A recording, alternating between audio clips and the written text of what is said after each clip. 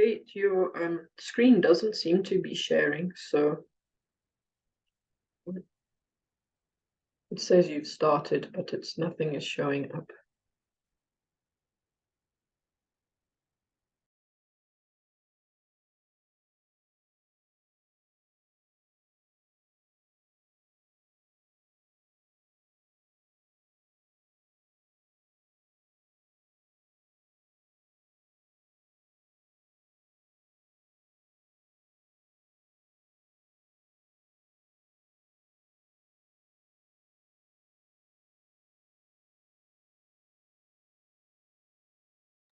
It's okay. I'll just share my first slide from for the presentation because I think we'll get started soon anyway.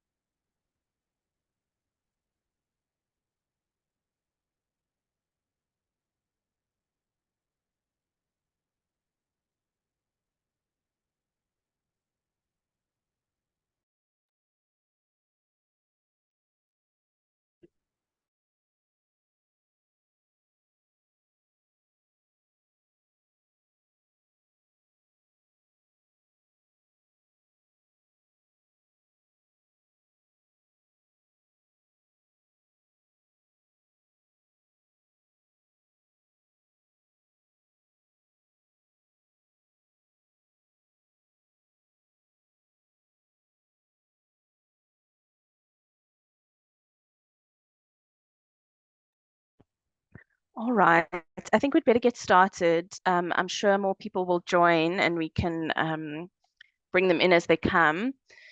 But I think it is time to get moving. So thank you everyone for joining this third session. As you know, we're looking at how to manage unsuppressed clients, and we've been going through some general principles and how to deal with adherence issues. And we are now at the next step, which is how to manage viral load beyond adherence. And so our speaker today is Dr. Natasha, and she's going to take us through a quick overview of all of the different steps, and there will be some polls in between just to keep things interactive. So over to you, Natasha. Thanks very much, Kate, and welcome to the session, everyone. It's great to see so many people joining on a middle of a Friday. Hopefully your brains are still working and you can absorb the information. And I hope that for each district hub, whoever is going to be the SME for this session is here and can make any notes around any questions they might have about the slides so that they are good to present for their session. So just going to get my slides to progress. So just the background for this session, which is session 3 of 6 for our Managing Unsuppressed Viral Loads ECHO program.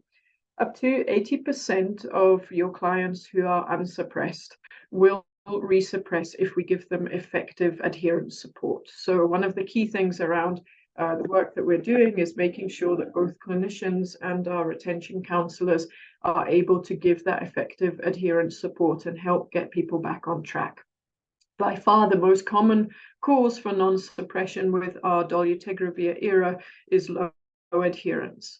But even after you've given that and you've done the fixed sessions and they've gone through the case management approach for 100 days, you'll still see up to 20%, even 30% in our program at the moment who remain unsuppressed despite that intensive input.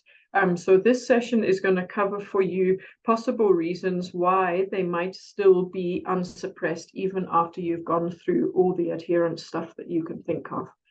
So you'll be familiar with this ABCDE. We went through it in session 1, and then Dr. Ntabiseng went through it in even more detail last week when we did the adherence session. So the A for ABCDE was covered last session, and hopefully you're all really familiar with that now. But this session is going to look more at the BCDE. So in terms of high non-suppression, so sitting with a viral load over 1,000 or several hundred, it's very uncommon for that non-suppression to be caused by a bug. Okay. It may be an issue that the patient has a high pill burden and that's contributing to adherence, but in terms of them actually having an opportunistic infection, which might be disrupting the viral load, that's not a very common cause. In terms of C, the correct dose, for adults, it's also not a big issue because everyone is on a fixed dose, but obviously when it comes to children, this can be a major consideration. But Dr. Prof. Carl Technow will be going through that in session 5, so I won't cover it today. And then the next thing is the drug-drug interactions, which are certainly very important, and we'll go through that in this session. And lastly is the resistance, which we will cover in this session as well. So there are really 3 key causes after you've excluded the issue of adherence, which can result in persistent non-suppression. So when you're sure that you've got to the bottom of any adherence challenges and your patient is still not suppressing, you need to ask, why are these ARVs not working? If the patient is swallowing them reliably every day, why is the viral load not going down? And one option may be drug-drug interactions. The second option is issues around absorption. So are they vomiting? Are they having chronic diarrhea? And the third option is there enough drug in their system, but the drug is not working and their virus is resistant to it? So we'll go through each of these in a little bit of detail. So when it comes to drug-drug interactions, what I say to patients is that dolutegravir is pretty fussy. It really doesn't like sharing the stomach with quite a lot of medications. And hopefully you're all familiar with the main one that is sort of at the top of the list, which is your rifampicin. And we're going to ask a poll about this at the end of this slide. So when you are on rifampicin, there needs to be double dosing. Then there's the polyvalent, or what we call positive cations, which is your magnesium, your iron, your calcium, your aluminium, and zinc. And these are hidden in all sorts of over-the-counter remedies that people might not even be aware of. And particularly important is to remember that our pregnant ladies are on these as standard, particularly iron and calcium. So you may well get interactions there that the woman is not even aware of. And then for some comorbidities, particularly epilepsy, you've got a list of drugs there which have quite powerful interactions and you need to check. So when you're seeing a patient who is constantly not suppressed, it's very important to take a full drug history. Ask them about previous TB, comorbidities, previous current pregnancy, over-the-counter non-prescribed medications that they may not even think of as medicine, and traditional medicine. We simply don't know. We often don't know in those medications, and we don't have science to know whether there are interactions about those things. And if you have a smartphone, it's very useful to download the Liverpool eye chart, which is an app that you can get from Google Play or Apple, that you can write in what medicine someone is on, and it will tell you if there are interactions. So drug-drug interactions are really important. Now, Louise is going to open a poll for us so that we can just see. We want to ask you, Mary is newly diagnosed with HIV, TB, and renal dysfunction. She's initiated on abacavir 3TC and dolutegravir. So does Mary still require dolutegravir boosting if she's got renal dysfunction and is on abacavir? Let's see what people think. So we'll just give you a minute. It's counting down. So keep going.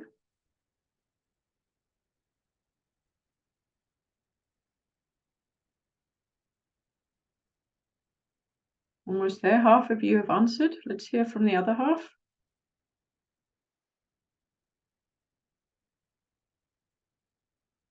Come on, let's get to 20. 4 more people. Give us an answer. 1 more. Who else wants to give us? Yeah, we got over 20. Awesome. So it's good to see that 75% of you think that the answer is yes. There was one who was unsure, which is great to be honest about, and then there were 2 who said no. So just remember that the dolutegravir boosting is because of an interaction in the liver. So the renal dysfunction and the different renal-friendly regimen does not impact on that interaction between dolutegravir and rifampicin. So those patients still need boosting for their TB treatment. And remember also that the boosting, the extra 50 milligrams of dolutegravir, needs to continue for 2 weeks after the TB treatment is completed, because it takes time for the rifampicin to go out of the system and the liver to calm down again. So you shouldn't stop the DTG boost on the day the TB treatment stops. You need to continue it for an extra 2 weeks. Thanks for taking part in the poll. So that's number one, drug interactions. Take a really good, thorough history from the patient. The second issue is absorption issues, which I have learned with time, with TLD particularly over the last 3 years, is something really important to ask about. I've discovered that quite a lot of patients, when you ask them if they're taking their pill every day, they say yes.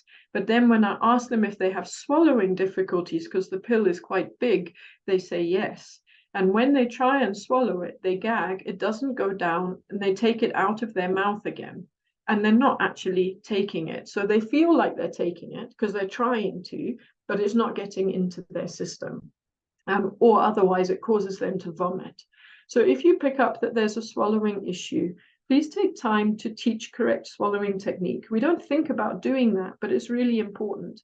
And hopefully you've all noticed that the TLD tablets are long and thin, and that's for a reason, so that the thin lengthways one can be placed on their tongue the long way, and then it will slide down their throat really smoothly. But if they just hoy it in, if they just throw it in, there's a real chance it's going to land wideways, and it will feel like it's getting stuck in their throat. And then you can also teach them about the bottle method, where they close their mouth around a bottle and glug plenty of water, or the lean forward method, where when they swallow it, they tip their head forward, and it actually creates a wave of water that lifts the pill over the bump of their tongue. So teaching people swallowing technique can be really useful if they're struggling to take it. And then obviously, if you've got patients with ongoing vomiting, something to think about, especially for pregnant women who we'll deal with in the next session, or chronic diarrhea, then they may not be absorbing their TLD, even though they're taking it well. So always ask about GI gut problems and try and address them if they are causing issues. So those are two things that would mean that even though someone is taking their medication, they're not getting enough into their system. So they're either having drug interactions that are reducing drug levels, or they've got absorption issues. With TLD, there's a little bit of confusion about whether people can break it in half or crush it. My preference is that because it has a film coating on it, try to encourage people not to do that. Try and get them swallowing it whole. And if it's too big for them, you can always split it out into Truvada and dolutegravir separates, which are a bit smaller. So then we come to drug resistance. And if someone has been on TLD for at least 2 years, and you're sure that they're taking their meds more than 80% of the time, they will qualify for resistance testing if they are not suppressing. They've had 2 or more viral loads over 1,000, and they are on TLD2, which I'm going to explain a bit more about now. So once you've excluded all other possibilities, it's time to think about resistance. It's unusual, but it does happen. And I'm looking after 5 patients with dolutegravir resistance at the moment. So it does happen. If dolutegravir resistance is confirmed, then you liaise with the third-line committee in your district to get them onto a working regimen. But if you see no resistance, you go back to square one and you start revisiting adherence all over again. Some patients just do not feel safe to talk to us about their adherence issues, and they will continue to tell you 5, 6, 7 visits that they're taking their meds until they build up enough trust with you to share what the challenge is. And that comes down to our communication skills and creating a safe space with them where they can tell us what's really going on. And then just notice that if someone is TLD1, if they have a low CD4 count, you might push them to resistance testing, or if there are some other indications, you would push them to resistance testing, even though they're TLD1. So there are set criteria in the guidelines for who can have resistance testing. Very importantly, they have 2 viral loads over 1,000 in a row. And between those 2 viral loads, they have over 80% adherence. They are on TLD2 and they have been on it for 2 years or more. They have to tick these 4 boxes before you can progress to resistance testing. So why do duration and TLD1, TLD2 matter? TLD2 story, it's just because those who are ART naive or have never failed another regimen, so they've never had high viral loads on a previous ARV regimen, they have a strong regimen. Their tenofovir is working, their 3TC is working, their dolutegravir is working. It's very unlikely that they're going to develop dolutegravir resistance. Whereas if you've got someone who is TLD2 and they failed a regimen before, their backbone, the tenofovir and the 3TC, is compromised by likely resistance that's hanging on from the other regimens.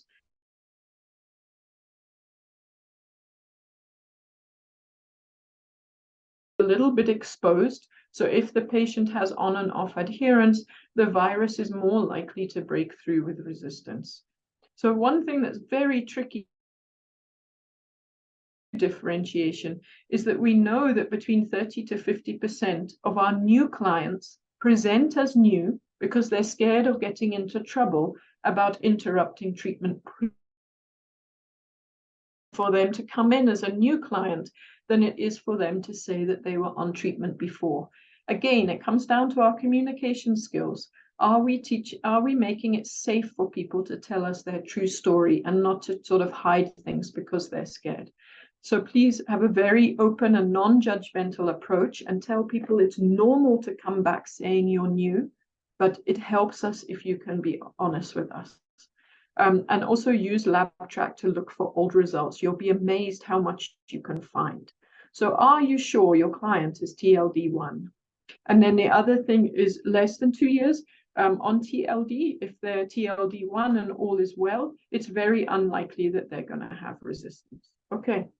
Their ARVs should be working. So just go back again and make sure that they're truly on it for less than 2 years and you haven't missed something. And if so, they stay in a cycle of 3 monthly viral load monitoring until they hit the 2-year period. So the special considerations, I just want to make a shout out to you to please take time to read the small footnotes. They're very important around perinatally infected adolescents, classifying as TLD1, previous drug interactions, because all of these things will push a patient more towards having a resistance test. And just be aware that in terms of this 80% adherence requirement, this is really difficult. Thanks, Louise. This is really difficult for us to assess. Okay, it can be tricky to get the pharmacy records, the clinic records. So if in doubt, do resistance testing. Okay, and if you have access to it, which we're lucky in COJ we do, a very useful thing can be to request dolutegravir drug levels. So one thing that I often see in practice is that once you've excluded adherence issues and all the other things, everyone shrugs and says it must be because this patient isn't using condoms. They must be getting reinfected from someone with a high viral load. But honestly, this does not make sense in the dolutegravir era. If PrEP works to prevent HIV infection, why would effective working TLD not kick out virus coming in from someone else? So please don't assign a high viral load to non-condom use, stress, recurrent STIs. There's always going to be some other cause, and it's most likely to be non-adherence. So keep on revisiting the adherence. Okay, so just to wrap up, 80% of your non-suppressed clients will, sorry, the timer is telling me to stop. 80% of non-suppressed clients, it'll be adherence. Get better at looking after them in terms of giving them support for their adherence issues, that they feel comfortable to tell you what's really going on. And this can take visit after visit after visit. So continuity of care of the clinician is very important. For those who are not suppressing, even though you're sure they're adhering, go through drug interactions, absorption issues, and then come to drug resistance. And if they meet the 4 criteria, then you will liaise with your person in your district to get a resistance test. Now, there's another poll that I forgot about, but I think we can do it here quickly. So if Louise can just put it up for us.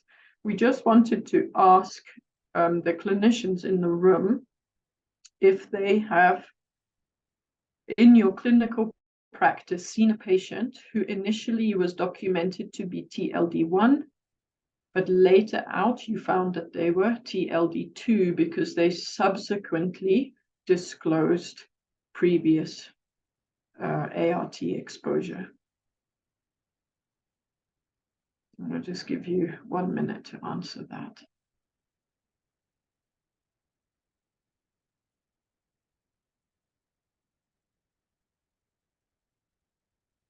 So we're up to half of the group have answered now. Let's just give a few other people a chance to answer. See if we can get a few more answers. Okay, so this is really interesting. Of the clinicians who are on the call, half of you have seen someone who you thought was TLD1 and moved to TLD2. So I think that's just a very clear caution about these guidelines, that it's very easy to misclassify someone. And if you think that you have addressed every other possible reason for persistent non-suppression, don't be scared to discuss it with the hotline or your person who's giving permission for the resistance tests to see if you can get a resistance test on that patient. Don't just keep on pushing them into the TLD1 queue because it might be wrong. Rather pick up the phone and see if you can get a resistance test. Okay, thanks very much for your attention, and I'm going to hand back to Kate. All right, thanks, Natasha. Solomon, I'm going to ask you to go ahead and share straight away.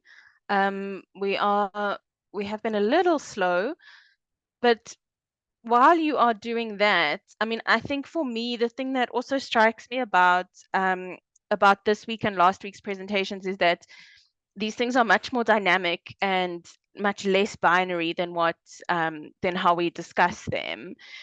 In that, you probably will have, or you're likely to have, adherence issues as well as other issues. If you are having problems with any of the other things, you could be having adherence issues as well. There's no kind of one or the other only. And also that you probably, as much as you kind of wait to address the resistance, you probably need to be addressing your adherence with your enhanced counseling and everything the whole time, throughout the process continuously. And adherence obviously gets worse and better over time and in different places during the journey and so on. And things come up. The same with drug interactions. Okay, over to you, Solomon. Thank you. Thank you. Is my presentation visible? We can see it. It's a little bit small.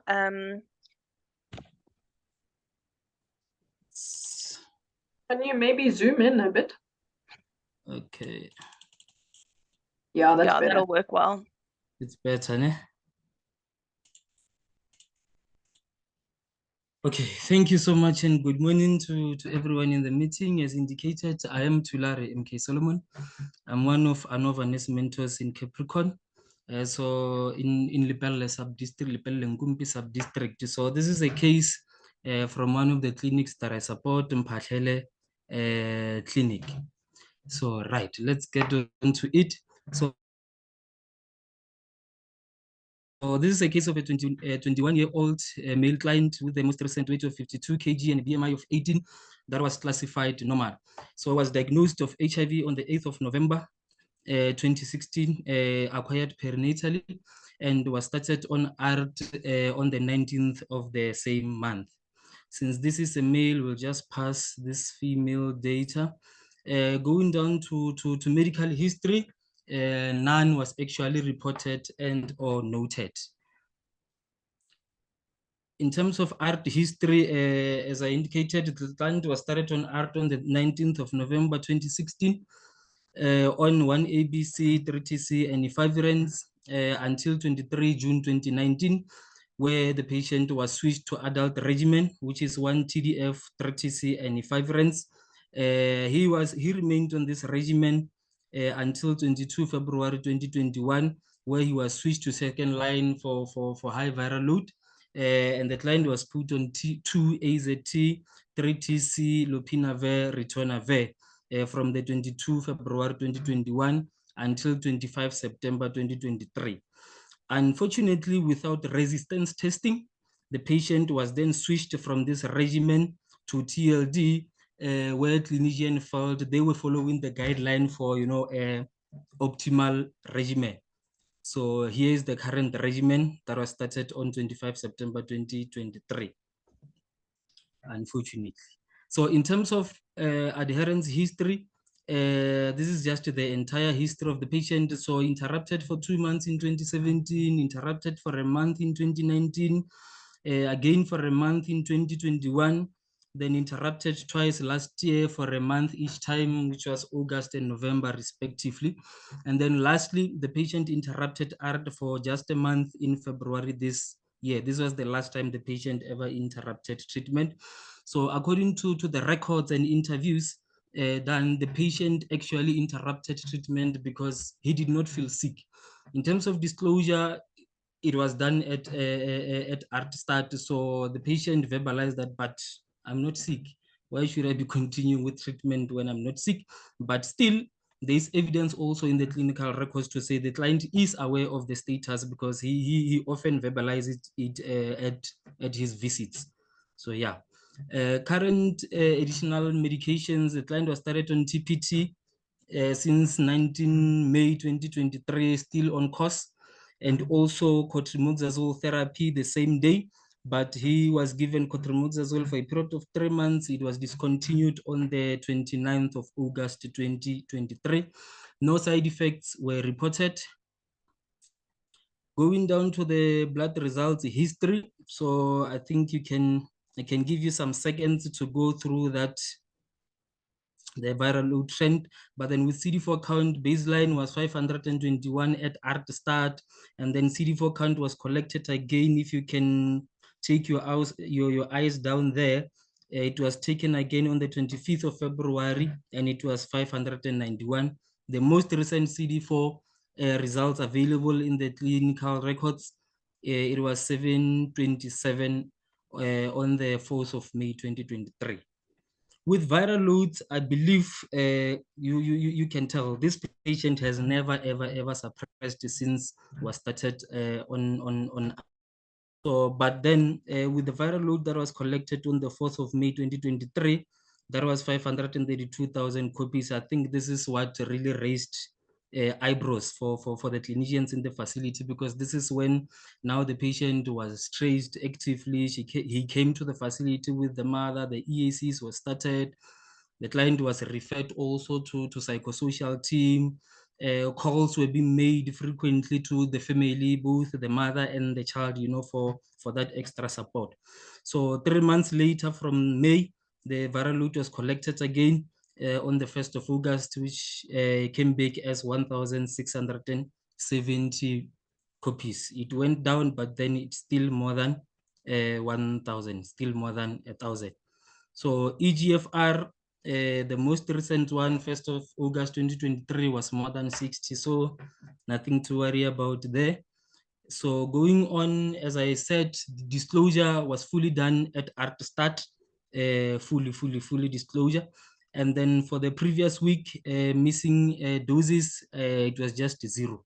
The patient reported that he's never missed his doses for the previous week. Pill count was done, and it was correct all the time. So missed appointment in the past year, yes, I've indicated high above that in the past year he interrupted treatment for about two months. So previously, adherence, yes, was offered each time the client either interrupted ART or had a high viral load. And currently the client is still on EACs and is being seen on a monthly basis. And as I've mentioned, telephonic calls are often done to the parents and the client for support. Client is also being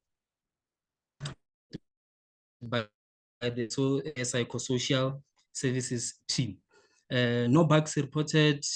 The client was on correct dosage, no drug-to-drug interactions, and resistance, as I said, unfortunately, it was not done. So yeah, to your screens now is just a summary of everything that I said above. So the client is still to be repeated viral load in 3 months from the old one. So by so saying, this is the end of this case. Thank you very much. I'm looking forward to engagements and I can feel them coming. Thanks. Thank you so much. That was great. Do we have any questions of clarity or about the case, either for Solomon or for the rest of the group? I mean, my first question is what is your assessment then of this case?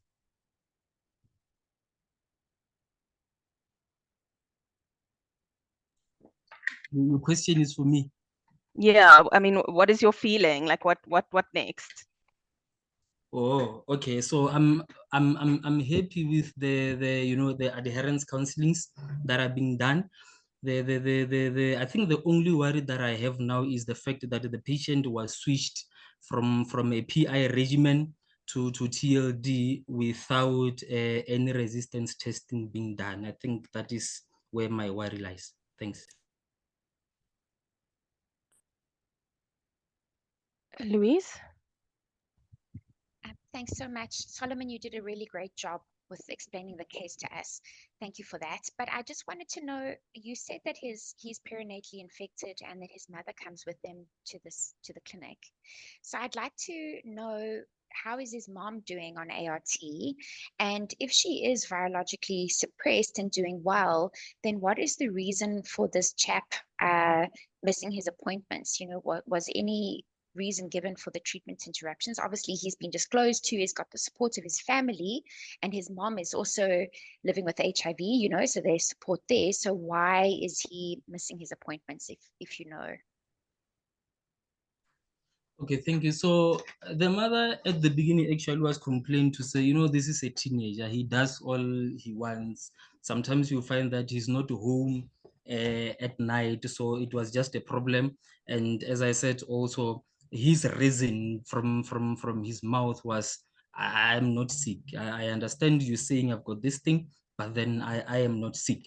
But then in terms of the mother's stability on art, the mother is currently on second line 2 T3 or TLD. She's currently on TLD2, and I'm also okay. So her most recent viral load was collected on the 9th of February 2023, and it was 57. And they also collected CD4 count on the same day. It was 648.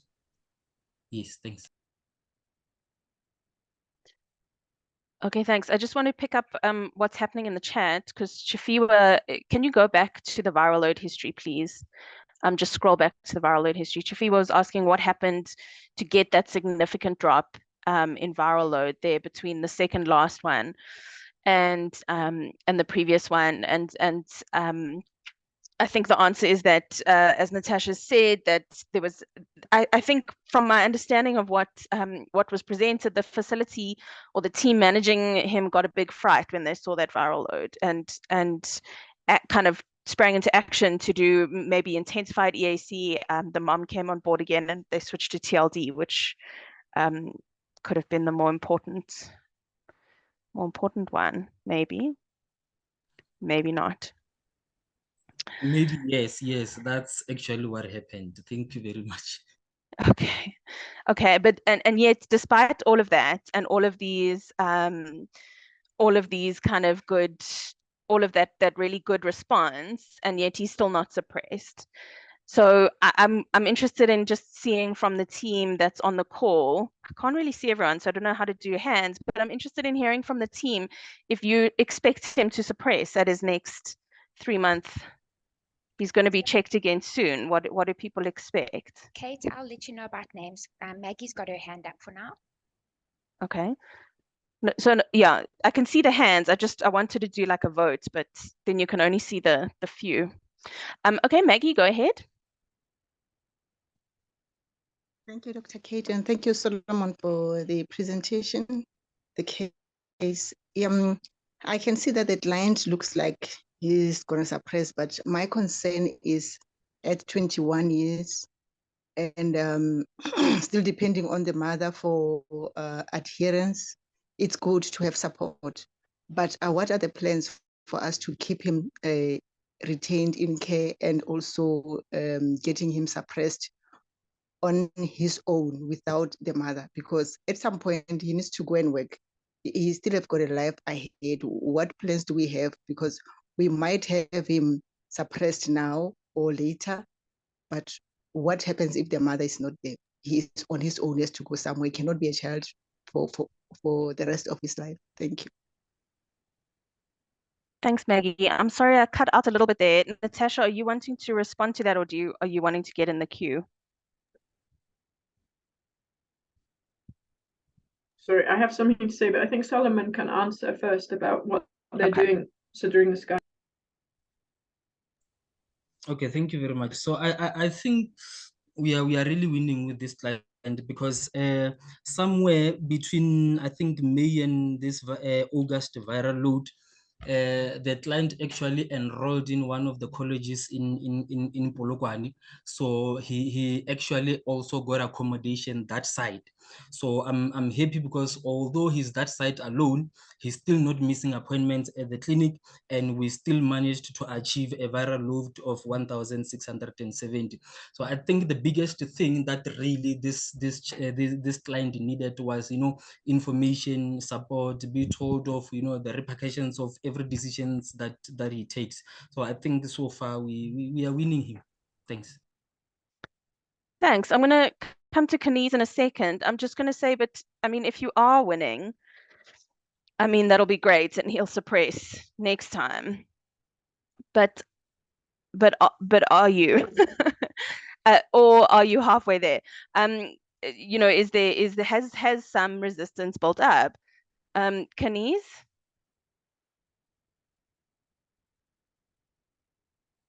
Hi, sorry. My question is now going on a different track. I'm looking at the viral loads, and I was just wondering the reason for the gap from the January 2022 to the May 2023 viral loads. So, like, was it not repeated because there actually wasn't adherence during that time? Then I'm just thinking, as the clinician, could it be that that's maybe the reason why they also didn't do the resistance testing, because they thought this is a switch because of less than 80% adherence? Then would it still be okay then to do the switch without resistance testing because you don't think that there's 80% adherence? Yeah, so Natasha can come in.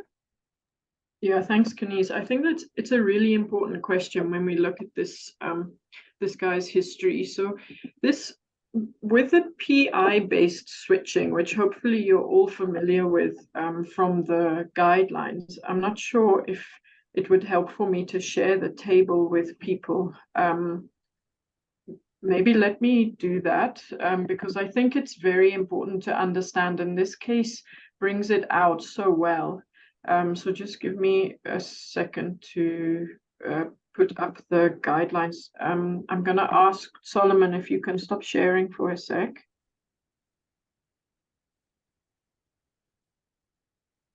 Okay, so as you can see, I've got it open at this page because it's such an important page. Can you all hear me and see? Can you see the guideline page? Yes, we can. Yeah.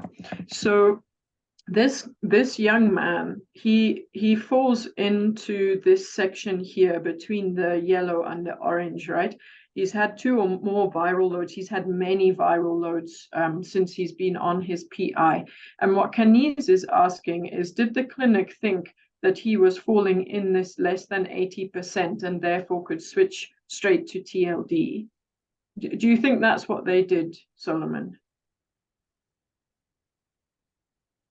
Do you think they thought that he was in the yellow block and that's why they switched him straight away?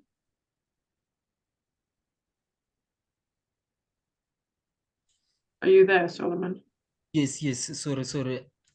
Honestly, I'm not sure, honestly, but Okay. then the response that I got, yes, from the clinic was that no, the new guideline is saying all these people must be given an optimal regimen. I think They must be switched, yeah. So I think the issue is, guys, we still have quite a lot of patients out there who've been on a PI for more than 2 years and are not suppressed. And we need to be very careful about differentiating between the yellows and the orange. And remember that if in the past they have had more, may have built up resistance, even if they are not adherent at the moment. So what is important before you switch is to try and get them to adhere well for at least a month and repeat the viral load to see if there's any shift when they're actually taking their medication. And if when they're taking it, there's no test for them before you switch them. And the reason, if you have resistance to lopinavir or atazanavir, you can get resistance to the darunavir, which this young man is going to need if he blows his dolutegravir. And now, because he's been switched already, we have no idea what his background PI resistance pattern is. So we won't be able to know what regimen to choose for him if he blows his dolutegravir. And looking at his pattern of never having suppressed, and even 3 months, you can share your case again, Solomon. Even after 3 months on TLD, he has not suppressed. He should have. With 12 weeks of adherence on TLD, he should be undetectable, and he's not. So he is a sitting duck for dolutegravir resistance within the next year or so, if we don't get on top of his adherence. And engagements, disengagements, the team are going to have to be very careful to keep a close eye on this guy. And if he misses visits, it's a sign that we haven't resolved the problem. And if he stays unsuppressed resistance, and then we won't know what to give him next because he didn't have his PI resistance checked. I hope that makes sense. Very important. So with your PI switches, if someone isn't suppressed, if you adhere and you get your VL down, you'll move to 1 pill in 3 months. And if they don't get their VL down, you have to do resistance tests before you switch them. Thanks. Natasha, sorry, just before we go away from you, I was just wondering, what do you then, I mean, from here, like with this situation as it is, besides keeping an eye on him, what do you recommend anything else? So I think one of these the things with these adolescents is that, as Solomon says, they've never felt ill, and they don't really understand the point of taking treatment. And I find that a lot of them don't understand how HIV works in their body. They've never had that counseling. So it's actually taking time as a clinician, not the case manager. These cases are far beyond case managers, guys. This is the clinician who needs to sit with this patient and take time to ask him, do you know what HIV is doing in your body?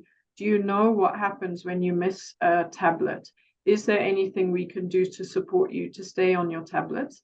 And then the other thing I was going to suggest is there a male coach around who might be a peer for him, who can do male-to-male buddy support? Is there a support group? Is there a WhatsApp group you can put him on? Does he have a partner? Can you teach him about U equals U as a motivation and say, dude, are you fed up of coming to clinic so many times because you're not suppressed? If you get suppressed, we can reduce that to twice a year. Once for a script, once for meds, and once for bloods. And you can pick up your meds somewhere nearby. Like, give him all the motivational stuff, all the positive stuff of staying on his treatment, rather than a critical response to when he has low adherence. Those would be some things to try. But I find a lot of these young people, they don't understand what happens when they miss a dose. They don't understand the risk of resistance, and therefore there's no motivation for them to stay on their treatment. Solomon, do you know if someone has sat with him and actually explain the nitty-gritty of his infection and risks of resistance?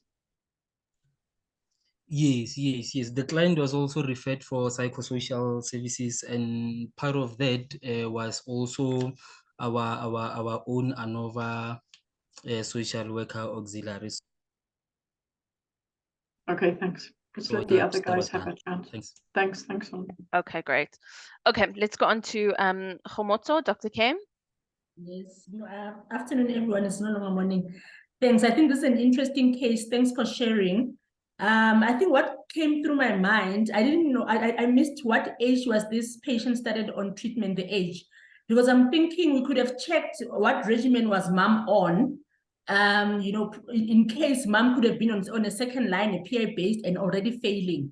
I think the lessons learned for me out of this as well is when we're initiating, children who have contracted through vertical transmission, we always want to go back. What regimen is mom on, and are they suppressing, especially the only PI-based regimen?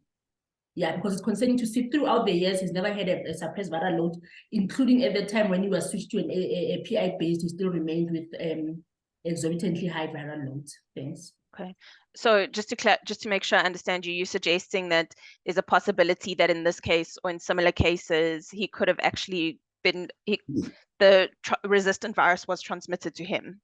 I would have thought of it earlier. I think earlier on, Yeah. switch to a PI-based things. I was trying to say that without sounding blaming, but it's quite hard.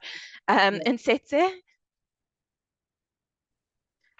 Hi, thanks a lot, Kate, and everyone who presented. Thanks for the case. I just wanted, I'm looking at the viral loads, and I think the date, maybe we missed it or what, the date when he was switched to TLD. Is it not September, not after this low viral load? Oh, I see. Yes. Yeah. So so he was switched basically, I think, maybe the point that was brought up to say maybe the team thought of your less than 80% adherence, that you would go to say, can the patient take TLD? And the other one that actually works, that in the meantime, like for cases like this, for us not to miss doing a resistant testing, as Natasha has explained, we can, in the meantime, when we're trying to sort out issues, just optimize that lopinavir, ritonavir, from switching from it and giving atazanavir. Then it's a daily dose. It's simplified. Actually, we have one of the cases in Molemole sub-district that we did that, and the patient actually, the viral load went less than 400 and we switched to TL. So it might be that it's a lot of complex issues intertwined. But when we look, if we're saying he has, he's been switched in September, then looking at those viral loads, it might go down. Thanks. Okay, I see that. Yes, no, that is good news. And I saw a lot of nods when you were talking about the optimizing there from other people. Okay, Ninka. Hi, everyone, and thanks so much for the slides, Natasha and Solomon, for the presentation. So I just wanted to make a comment just from my experience going around to the clinics and also doing some of the art training. I feel like even though we train extensively on the new guidelines, sometimes when I get back to the clinic, there's only one part of the message that went through, and that's let's optimize the regimen. So I'm not saying in this case it wasn't considered, but a lot of the times the viral load dependent and non-dependent switches tables aren't necessarily considered. It's sort of missed somewhere in the training or something, and people are purely just putting everyone on TLD. So I've had to sort of deal with a lot of these situations where it's now already happened. The switch has already happened and we don't know. And you just sort of cross fingers and give it additional support, and maybe at the 3-month mark on the TLD see where we are. But just sort of as a caution or to add to this conversation for us going out there supporting facilities, let's really make sure people consider those tables, especially for the PIs, where it's not so much as a train smash on the other regimens, just that we're not just blindly optimizing regimens and not necessarily considering viral load before switching. Thank you. Thank you. I think nuances in guidelines are always difficult, right? And this is nuanced. And so it's not surprising. It's not, I don't think it's necessarily that despite our training and mentoring, it's not surprising that people are going to need help with these concepts. Natasha? Yeah, thanks, Ninka. I think you make a very good point. I think it's tempting for people to go with the yellow box on that page and just assume that the patient has low adherence because it's easier. Then you can just switch to TLD and you don't need to worry about anything. So forgive the pun, but it's the path of least resistance. It's easier to say that the patient is not taking their meds and to just switch them. I really agree with what Dr. Hopong said, that a good approach is that if you have a patient who's still on Alluvia, it's very likely their adherence is low because it's such a difficult regimen to take. It's twice a day, it's big pills, horrible side effects. So chat to those patients and say, you know what, I'm not sure what's going on. I'm not sure if your viral load is high because you're struggling to take it, or if it's high because the medicines aren't working. Let me switch you to atazanavir, ritonavir, and Truvada, which is 2 pills. If you've got the combination, it's 2 pills once a day. You're going to take it for 3 months. Try your best to take it every day, and we'll check your viral load again. If it goes down, yay, we know you have no PI resistance. We can change you to TLD and have a clear record in your case history that you've not got resistance. And that's going to make it much easier in the future.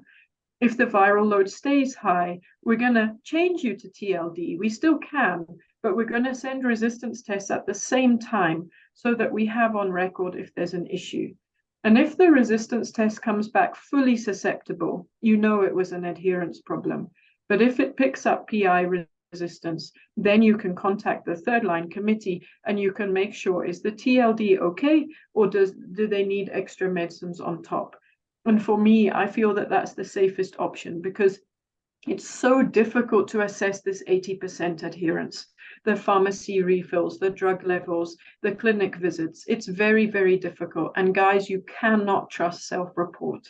It is not, you just can't use self-report. You can't use pill counts. They don't work. So if in doubt, put them in the orange box, switch them to a nicer PI, give them 3 months, and then see what's happening. That would really be my strong advice. And what I would like to suggest is that actually in the districts, we try and do a bit of a mop up and we do file reviews using your tier, see how many patients are still on a PI, pull out their files. If they're suppressed, switch them now. And if they're not suppressed, follow that process. And let's get rid of our PIs, except for our third line patients. We don't need it anymore.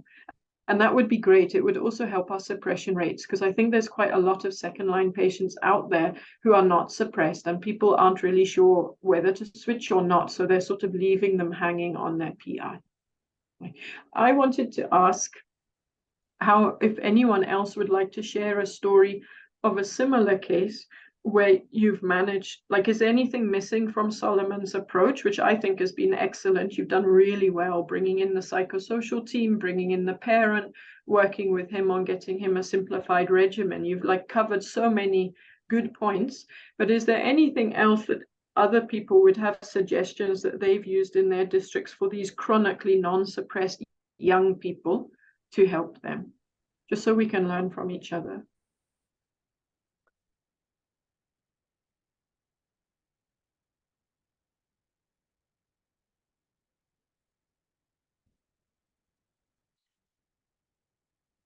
Natasha, while we're waiting for someone to put their hand up, and I will call on people if we don't have volunteers to keep things moving. I just wanted to ask you about the timing of that 80% resistance adherence. I know we've talked about it before.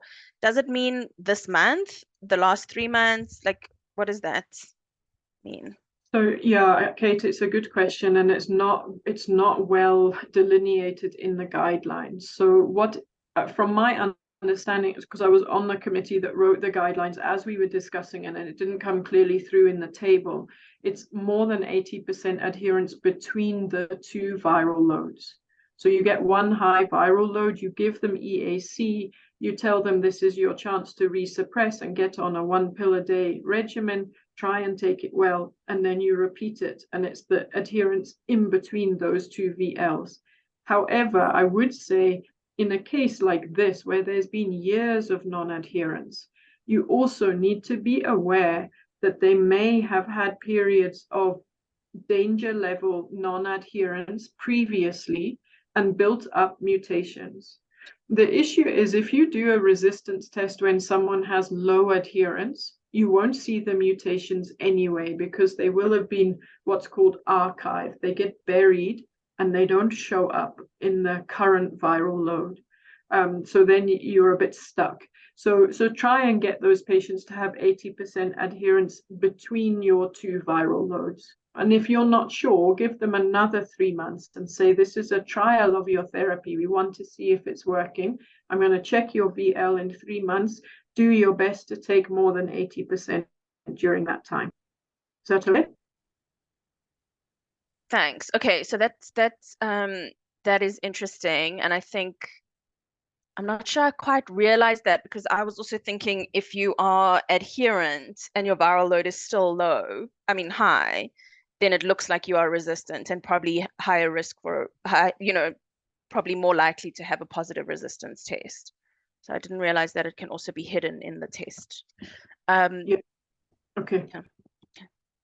Yeah. Okay, thanks. I'm going to go over to Christina next. Hey, good afternoon, everyone, and thank you, Dr. Kate. I just want to ask, practically, how would you assess that a patient is having more than 80% of adherence during consultation? Yeah, Christina, I don't. Does anyone else want to take a stab at this, or should I jump in? Ninka, your hand up was for another reason. Do you want to go, Ninka?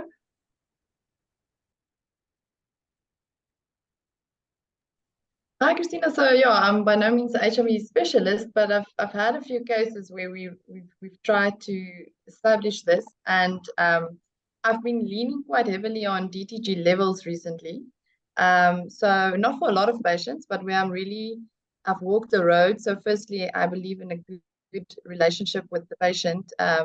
Really making sure you have a safe space where they can open up to you. And like Natasha alluded to, the fact that it might sometimes take 7 visits for you to reach that point. But if you feel like you've reached that point, you feel like the patient is HIV literate, and they can sort of openly admit that, previously I wasn't adherent and now I really am. If you want to add a layer to that, other than checking whether they come to the clinic, whether they've fetched their medication, you can try and do dolutegravir levels if you've got access to it on the spot. And it's still an expensive-ish test, so I don't necessarily say let's do this for everyone. But when you are at a point and you feel like maybe I'm just not sure whether it's time to do a resistance test, first do dolutegravir levels. And when that level is actually within the therapeutic range, I would then feel more comfortable to move to resistance testing if it's a patient where it's not necessarily obvious. Yeah, that's my 2 cents or my approach. Session? Yeah, I just want to follow up quickly because I'm just aware of time. So what Ninka says is exactly right. And we have one lab in South Africa at Charlotte Maclecker in Joburg that does dolutegravir levels, but the sample is quite stable. So you can request it in any province, even from Cape Town, even from Limpopo. So it is available. I've been in touch with the prof, Sean Curran, who does them, and he's happy to receive them. So if you do, the patient is telling you till they're blue in the face, I am taking my meds, and you've been through everything else, it's well worth doing that. Because if it comes back as a good DTG level and their viral load is still high, you have to send resistance tests on that patient. And we are seeing more and more dolutegravir resistance. So Christina, just to emphasize in the guidelines, there are 3 options for objective adherence assessment. It is pharmacy refills, which we often don't have data for. It is clinic visits, and these patients are highly mobile. And then it is the drug levels. That's it. So if you're struggling to get the pharmacy and the clinic data, then that's where the DTG levels can come in and be very useful. So all the other stuff, the soft stuffs, are the self-report, but people will be scared to tell you what's actually happening. Pill counts, but people they know that you're going to do a pill count, so that's why those sorts of things are not so helpful. I saw in the chat, De Carlo said, are there other drug levels? Yes, they can do tenofovir and 3-TC, but they're not, because it's very short-lived, so it only gives you an idea of the last 48 hours of drug taking, whereas your dolutegravir, it gives you an idea of the past week. So the other thing to be aware of is what's called white coat adherence, where a patient takes their meds just before they come to clinic because they want to be able to look you in the eye and say, yes, I'm taking my meds. So they have low adherence for 2-3 months whilst they're away from the clinic. And then just before they come back, they pick up their adherence. And then the drug levels are not so useful. But many patients don't know you have that option. So they adherence just before they come. I hope that's helpful. Canis, is there a cost difference? Yeah, so the 400 Rand about, and the resistance test costs over 1,000 Rand. So it is a So it's worth it. It's worth it, yeah. I think we underutilize it. I really do. I think we.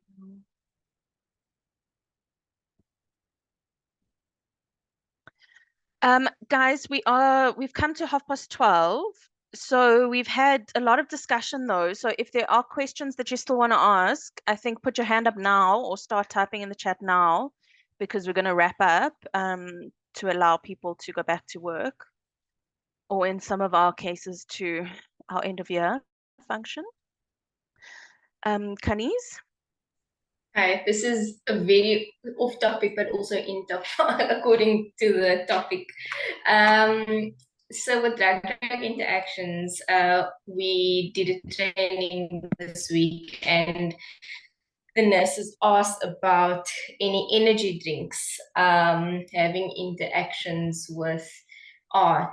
I know I've heard people say that there may be, I don't know, is there any evidence to support this or to refute it?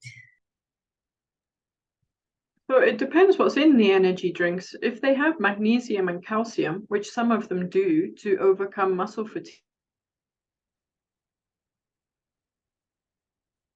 if they're there in sufficient quantity, will block the DTG receptor. So not been written about, but when you the theory of how DTG gets absorbed and that the positive cations fill those receptors and attach for 4 hours, then yeah, it's a possibility. So I think patients should just be aware that their TLD is fussy. That's how I explain it to them, and that they should try and these stimulants, immune boosters, multivitamins around 4 hours, 6 hours either side of their TLD. I just saw on the chat, Dr. Hupong was asking about the guidelines say that the adherence assessment is over the past 6 to 12 months. Yes, that is correct, but it's difficult to assess. So I would say that once you've got one high VL, you can focus on that interim efficiently. When you repeat next VL, and if their drugs are working, you will see suppression. With all of the drugs, 3 months is long enough. Been happening previously, you can use that 3-month period to give you clarity. Okay. I think that really makes sense. Yeah, it's so many reasons. I mean, it's interesting because there's so many reasons to understand the adherence history in the past, and then the current. There's a big distinction between knowing what's happening now and what's happened in the past. So two things I just wanted to mention as we wrap up. The one thing was that I think it's notable, and I'm sure you're sick and tired of hearing this, but like even with this case, which was focused on resistance, and the psychosocial issues were huge in terms of going to college and getting that social auxiliary worker has had a big impact. So just to point that out. But the one thing that I really wanted to say for those of us who are running the echoes, I thought this was a really good case. It was a very good level of detail, but it was also like quite meaty. There was like a lot to discuss, and it really aligned with what the topic that we were doing today. And I think that was clear. So thank you to the presenters, but I'm also just saying that to all of us to kind of think about as we present our cases for the next few echoes. All right. Any last words from the hub members? Otherwise, I'm going to close. So I just want to say, if anyone wants to practice going through the slides, because it's quite tight for time, I would recommend you to do that, because there's quite a lot of information in those slides. So whoever's the SME, please take time in the next week to practice and time your slides. We've allowed for 15 minutes, but it's still pretty tight. And if you have any questions, please email me if there's any slide you're not sure about. And thank you very much to everyone for joining. It's really great to see so many people on the call. And thank you, Solomon. Great case. It was really good. There is actually a function on PowerPoint now that does like an AI check of your presentation. So you like tell it, I'm practicing now, and it checks your timing and it checks like other stuff. I'm planning to do it soon, but if anyone wants to try it with me, I think that could be helpful. Louise? Sorry, I pressed the heart emoji by mistake, although I do love you all. Oh, I thought you just loved me. I just wanted to encourage everybody to please fill in the feedback form. I've just posted the link in the chat. So if you could please fill in the feedback form, we really are wanting to show that these echo sessions are useful and get some insights from all of you. So kindly fill that in before you log off. We want to grow, we want to develop, we want to learn. So please give us some feedback. Everyone, this has been a great session, and I feel a great weekend ahead of us. Good luck for tomorrow. Okay, bye everyone.